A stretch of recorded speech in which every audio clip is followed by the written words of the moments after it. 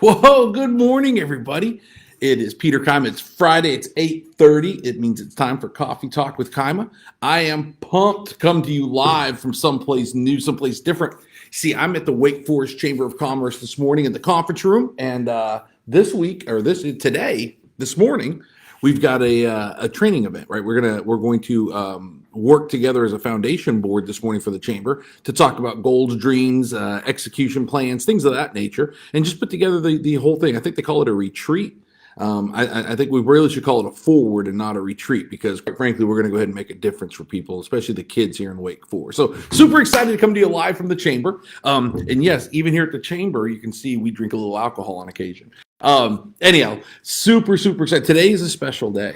And I'm going to start with that. I'll probably mention it 3 or 4 times. But today's a special day. Here's why today's a special day. 22 years ago today, Jennifer Kima said yes to this old mug. She and I got married 22 years ago. As a matter of fact, look who just walked in. There she is. Yes. Anyhow, if you can see Bailey, the welcoming committee is. I'm trying to get Jen out of here. Get Bailey going. Yeah, 22 years ago today. This is the beauty of live video, right? So 22 years ago today, Jennifer and I, we got hitched in Pottsville, Pennsylvania, home to Yingling. For those of you that don't know, Jennifer grew up with the Yinglings. And as a matter of fact, her house is on Mahan Tongo Street. If you look at the side of a bottle of Yingling right now, you'll see it says Mahan Tongo Street. So anyhow, this morning I raised my Kima cup to my beautiful bride. What a saint, right? A lot of people refer to her as Saint Jen, and deservedly so. So, what else is today? Today is pizza party day. I think every day should be pizza party day, don't you? It's NASCAR day. So to all my boys, all you guys that love watching all those guys just go in circles for 4 hours, man, I raise my coffee cup to you. And Devil's Food Cake Day. I don't know what that is. Devil's Food Cake. If anybody knows what I know what deviled eggs are, but Devil's Food Cake. If you know what that is, let me know. I would love to know what that is. Anyway,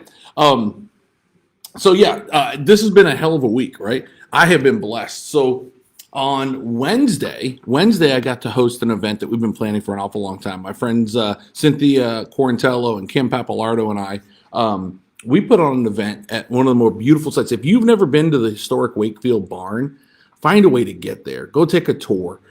Absolutely incredible place. Oh my goodness. And it was stunning. 100 people came to this event, and all 100 people were blown away by how gorgeous this place is. Currently, Secretariat's grandson is being stabled there. But what a beautiful, beautiful facility. We were going to release some more video so you get a chance to see it through video. But it warmed my heart. I had friends from all over the country fly in to pour into the real estate community here in Raleigh. They did it free of charge. They did it because community matters today more than it's ever mattered, not just in real estate, but in all parts of our life. Community matters more than ever before. It's part of the reason I love being a part of this chamber.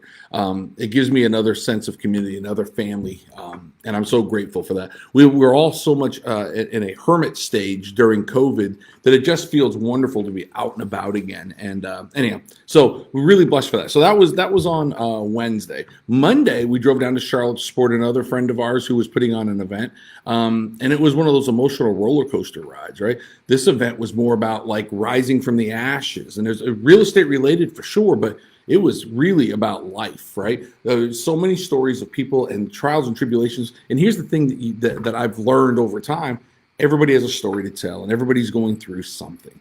And it's more and more evident the more vulnerable we have become as a society, and the more we share that we recognize that. So that day was a roller coaster ride. It was great to see so many successes rise from the ashes. And the truth is, so many people have had their greatest successes after their greatest failures. And there's just so many examples. That's not what today's about, but that was my Monday. That was my Wednesday. And then yesterday was great. Last night we had I was exhausted. I won't lie, from the day before, 16-hour day. Yesterday, the Wake Forest Area Chamber put together an elected officials reception yesterday at Wake Med North, that is. And it was phenomenal. It was great to meet many of our elected officials, to see our community come together. And I was honored.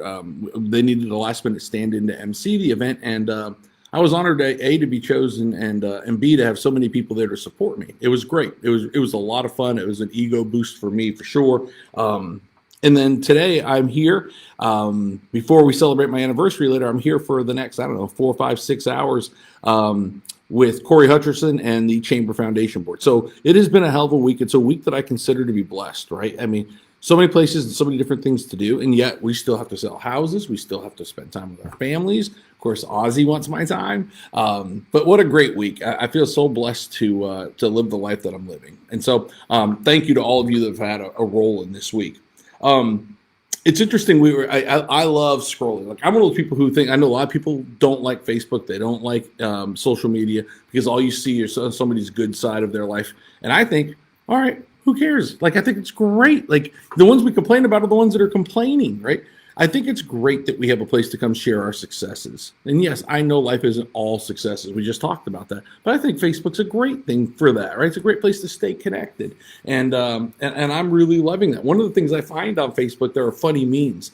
There's the set of memes out there that says, I'm this many years old. And then you see, any kind of like something that dates you back to the 80s that a kid today wouldn't know about, or the 90s and a kid today wouldn't know about, right? Rotary phones is an example, right? There's a great video out there of a father offering their kids some sort of a big prize if they can figure out how to dial grandma's phone number on a rotary phone, and it's the funniest video to watch. But the one that struck me this week was the one that it was just a note that said, to whom it may concern, I give my son or my daughter, Peter, permission to buy me a pack of Pall Malls or Winston's or Camels or whatever it is, and signed by mom. And I was that kid. I did that back in the early 80s. I remember getting that little note, having to go down to the store because, you weren't old enough to buy cigarettes. But if you had the note, they would sell you the cigarettes. So I'm that many years old. Do you remember doing collect calls? Do you remember doing those? I remember calling, like when you had no money, you wouldn't want to pay your phone bill because not pay your phone bill, but not take on long distance charges, right? I remember like calling my parents, collect and saying things like, when the phone would come on, I would say, I'm making a collect call. The operator then would say, all right, it's automated. It would say, all right, state your name. And I would say, hey, send $25. I need money fast, please, while I was in college or something like that. Or, send me $100, put $100 in my account. And that would then, on the other end, they would pick up the phone after it would ring and it would say, you have a collect call from, and then the message would be, hey, send me $100. My account's running low. And, do you want to accept this call? They'd hit no. Nobody'd have to pay a dime, but I'd get my message across. I guess that's an early form of voice text. I don't know. But it was great. It was awesome.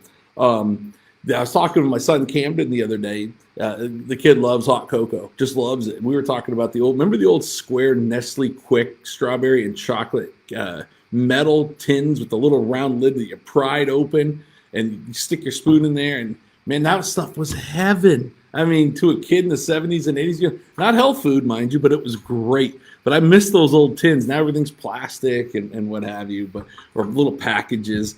But I love that. Absolutely love that. Something else I heard yesterday about, while we're talking about being old, is I remember, I'm this many years old. I remember going through a whole day and not taking a single picture. You guys remember that? Hell, I can remember going through a whole day taking 24 pictures of my Kodak 110 camera and then getting them developed like 9 months later. And I know you did the same. I bet some of you still have little film that you never got developed hanging out in your junk drawer in your kitchen. Anyhow, and then the last thing I'll leave you with on the topic of being old, excuse me, a little time for Donkey here, is, ooh, that's hot. Do you realize that today, it's 2023 right now. Do you realize that 1980 to 2023 is the same distance in years as 1937 is to 1980? Let me say that again. 1980 to 2023 is the same amount of distance as it is from 1937 to 1980. Think about that for just a second. That just does not compute to me. I thought that was interesting. So, read this week, somehow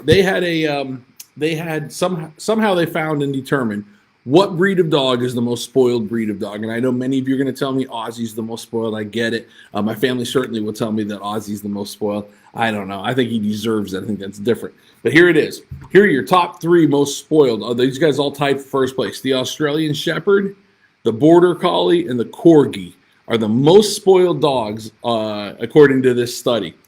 Tied for second are Bulldogs, Boston Terriers, and something called a Shiba Inu. I have no idea what that is. Surprised not to see like Labradors and things like that on here, but there you go. Again, Australian Shepherd, Border Collie, and Corgis tied for first. Bulldogs, Boston Terriers, and Shiba Inus tied for second. I thought that was interesting. So I told you a couple weeks ago that we are no longer going to I don't watch the news. I didn't make the choice not to watch the news. Now I do. I just stopped watching it one day, and I don't know why. I just did, and I've loved it. Right? I learn about things a little bit later than other people when it comes to terrible news, but the real big stuff when it hits, you hear about that, you can't miss it, right? So I'm looking at good news, and there's a couple of channels I like for good news. One of those posted something that I thought was fantastic. The story of a kid by the name of Christian Bowers. And I say he's a kid, he's 24 years old. Christian Bowers lives in Minnesota. Christian Bowers has Down syndrome, right?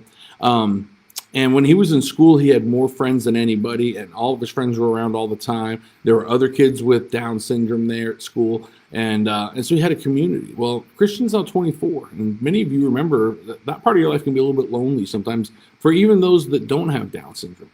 Well, Christian's mom noticed that he was just not loving life the way he once did. And it was because of lack of community, right? We talked about community earlier. By the way, our event on Wednesday was all about the need for community in the real estate world here locally. So she noticed this. She's an overnight nurse, and she posted something at 4 a.m. On her social media that said, hey, my son Christian is 24 years old. I'm looking for just a couple of guys here in the Minnesota area that just want to hang out with a 24-year-old guy and just do guy stuff.